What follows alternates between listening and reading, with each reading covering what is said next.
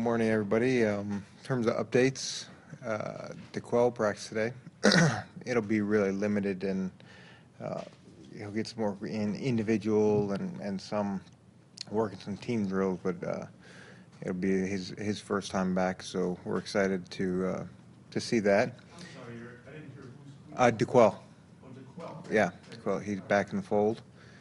And Sean Rogers should be back out there this afternoon. Jake will not practice today, and the rest of the group that wasn't practicing yesterday will not practice today. So Sean's back and DeQuell back, but everybody else is status quo. What we're going to do is we have a few things to clean up from yesterday in the sub packages and third down packages, so we'll get that taken care of. We do the general review of what's gone in Wednesday and Thursday, and then we also work on red area and goal line, short yardage, things like that. I thought yesterday was a pretty good day. There are some things that I want us to clean up here this afternoon through the meetings and the practice. I think Seneca's done a really nice job throughout the course of the week in terms of running the offense.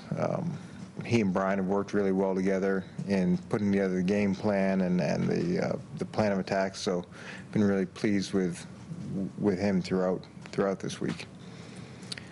So I'll turn it over to you. Name Seneca the starter for the game? Well, I'd like to go through today. Jake's made progress all week long, and he knows the game plan. And he's got such an ease with picking things up, and I have complete confidence in him. If we were in a situation where we could play him, I would have total confidence in it. So I just want to go through today and see where we are tomorrow morning before I do that. But that being said, I feel really good about what Seneca's done all week, and it's not just me, it's the coaches, it's the players. We all feel good about him leading us as well. Is he able to do anything? Does he throw? Is he swimming or running at all? Well, that's more the work in the training room. So I haven't been involved in the exact program. More updates from the trainer as opposed to the day-to-day, exactly what he's doing. You would think you would need to. Can't go. He doesn't. The quarterback, would he go a week without throwing if it's not an arm injury? Well, if we got to the point where we thought it was possible that he could do something, he'd warm up. We'd look at that as well. But at first, we got to handle the ankle, and we'll look at the other stuff. DeQuell, you're limited today. Will it be determined after today whether he can play on Sunday, or is it kind of going to be real iffy with that? Well, it's the first day back, so we're going to take it slow, and we have a plan as to how practice is going to go and how we're going to manage it with him. But being the first day back, it's not contact. Just want to take a look at it, see where he is. So it's preliminary right now with him coming back. Would you imagine if Jake cannot play, that this would be just a one-game thing for him? Yeah, I'd like to think so, Jeff, if that were the case, that it would be a one-game type situation. But I know with any injury, ankle, whatever it is, sometimes you think it's one and it's two, sometimes you think it's going to be one and the guy plays that week. So I don't know.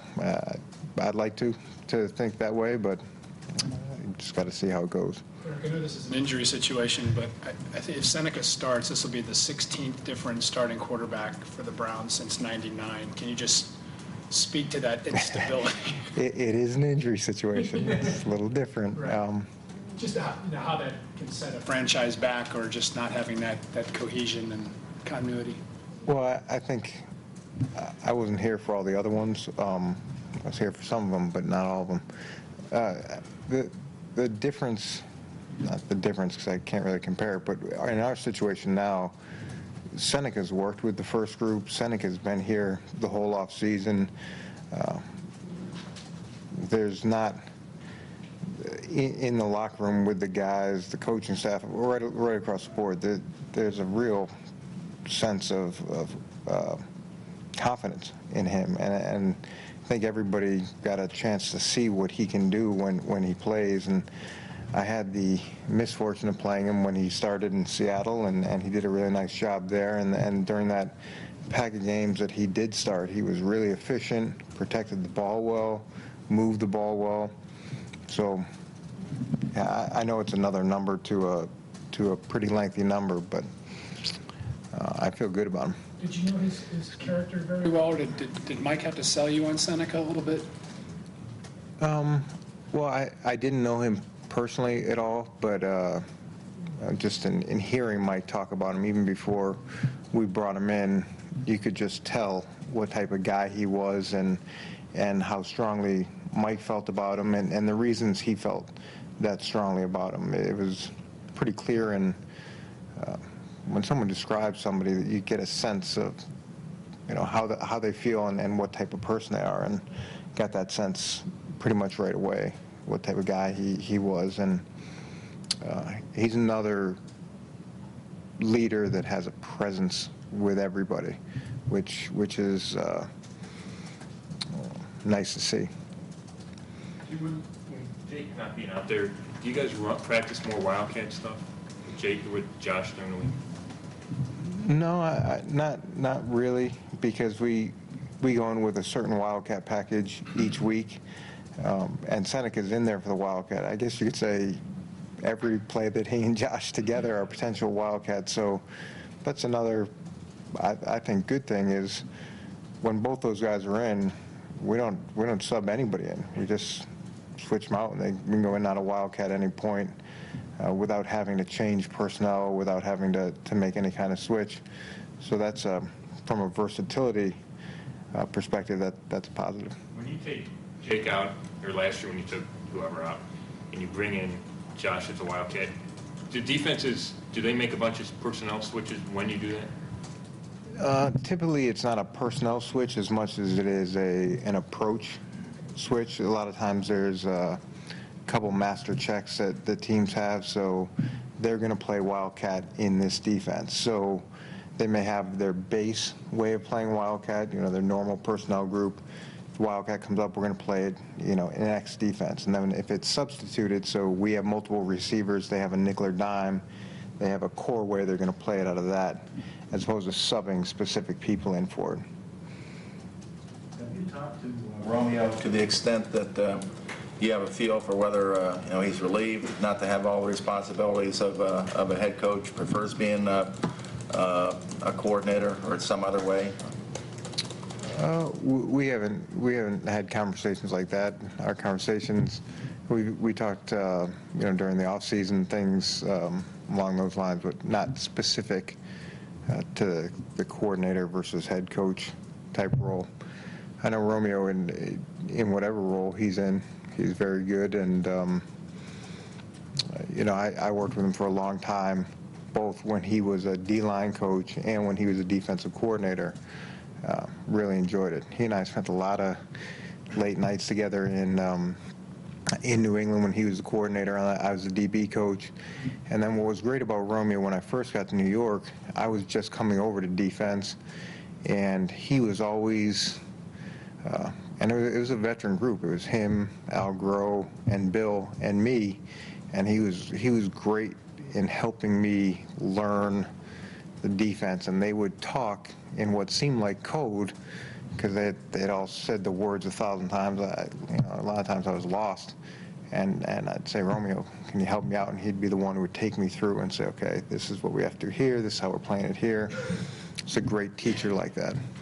You guys lived together for a while, didn't you? We did. They set it down in one of those, reality shows. Yeah, a couple of guys more alike than. Yeah, when he first got to New England, we lived together for a while, and he's a great house guest. Watched a lot of bad TV together. It was see him all day at work, hang out on the couch later on. Obviously, we snacked together. We both appreciated our snacks. So we had a lot in common. Are your defense, I mean, I know you said that the defenses look similar. Are your philosophies pretty similar, you and Romy? In a lot of ways, I think there are similarities. There's a few core ways that we're different in terms of maybe percentage of blitzes and things like that.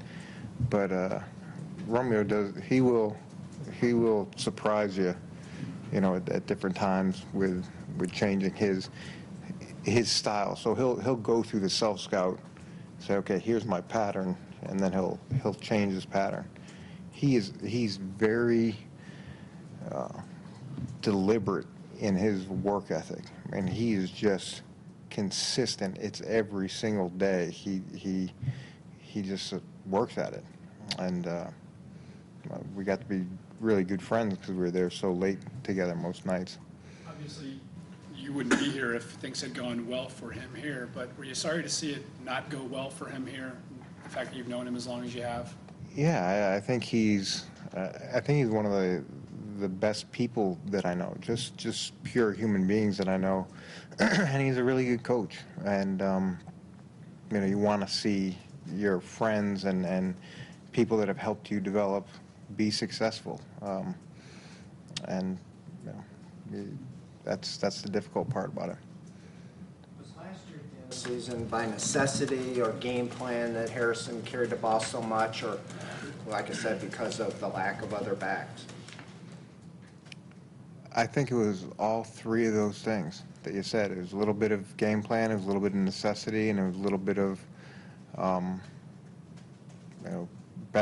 he was doing such a good job that you wanted to keep feeding him the ball. Not that the other backs didn't do a nice job when they had their opportunities, but I'd say all three of those things played into the volume of carries that he had. How many new guys do you have in the kick return team? How many new guys do we have in the kick return team? I'm not sure, Jeff. I think only 2 or 3, but there may be some guys playing different spots on the team because they'll play different spots in different returns. So, but it's not a huge volume. So when you look at that talent, I know that talent has pretty good coverage units. Really good. Really good. So it's more of them than yardage you guys left on the field, do you think? No, I'd say we helped out. We helped out. I think we had a misread on one. I think one we didn't pick up a twist that they had coming down the field, and we cut a guy free. Another time we put the ball on the ground, which that doesn't help. So it was a combination of both. And when you play a team that's as fast as Tampa is, as physical as they are, and as good a group of tacklers, it's like anything else. The margin for error is very small. In addition to that we're going to get different approaches to how to deal with Josh each week. The way you see a team kick off to one returner will be very different than the way we get our opportunities to return, because they may directional it more, they may overload a side more. So there's going to be things that you game plan because that's what they've shown, but you also have to say, okay, well, maybe they're going to try to kick it deep into the boundary, and now you have to adjust to that. Some things that happen, though, when teams do that is sometimes they're kicking out of bounds, or they create an opportunity because it's not what they've consistently done. So each week I'm sure they'll have their plan to stop Josh. During the course of a season, especially maybe when the season's starting, regular season starting, there might be a player here or a player there who's disappointed at not getting the playing time, not getting the reps that they'd like to get in games. Do you ever have to soothe a player's feelings, keep their spirits up when they're not getting the reps that they think they might be deserving? Yeah, I think I don't know if it's soothing as much as it's just having a conversation. And what you don't want to do is have someone view that as being a lack of confidence or view that as, I'd say lack of confidence or lack of faith. Oftentimes, that's not the case. It may be a function of how the game plan went. It may be a function of, the packages. There's a lot of reasons why carries can be what they are, receptions can be what they are. But what you want a person or a player to understand is that, this isn't because we don't believe in you. It's because it's how the game unfolded. So you want that to be clear and understood. And then you want to, as you give different people opportunities, you want to make sure they maximize those opportunities. Because you never know when you're going to go from 5 carries to 20 carries. I mean, we saw it quite a bit last year. You get 3 balls thrown to you in one game, and you get 8 balls thrown to you the next game. Is a game like this week one of the more intense chess matches you'll become involved in from the standpoint, Charlie and Romeo are going to be, concluding what you're probably thinking and will probably do, and you're doing the same thing? Yeah, I think the familiarity definitely adds another level of thought process to it, because you know each other really well. Now, Charlie and I haven't worked together in a while, but we worked together for a long time.